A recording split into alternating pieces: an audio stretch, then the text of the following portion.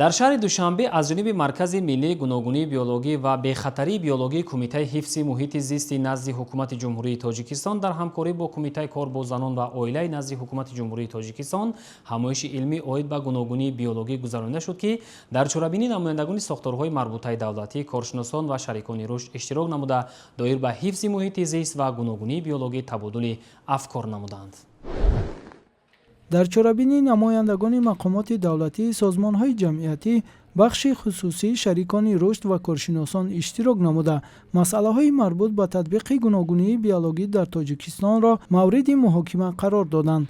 дар шароити тағйирёбии иқлим ва афзоиши таъсири инсон ба табиат, ҳифзи гуногунии биологӣ на танҳо масъалаи экологӣ, балки ҷузъи муҳими рушди устувор ба ҳисоб меравад.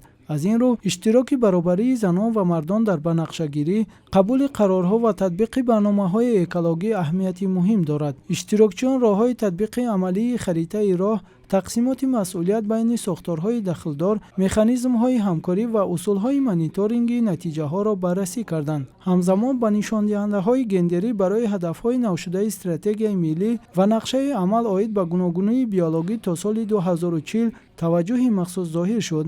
ба ақидаи мутахассисон бояд татбиқи лоиҳаҳо ва қабули қарорҳои марбут ба ҳифзи гуногунии биологӣ муайян ва мунтазам арзёбӣ карда шавад. чорабинӣ барои таҳкими ҳамкории институтсионалӣ ва ба роҳ мондани фаъолияти мунтазам дар самти ҳифзи гуногунии биологӣ заминаи фароҳам меорад. дар фарҷом иштирокдорон баргузории чунин ҳамоишҳоро қадами муҳим дар самти гузариш ба принсипҳои умумии механизмҳои мушаххас дар самти ҳифзи гуногунии биологӣ муассир арзёбӣ карданд.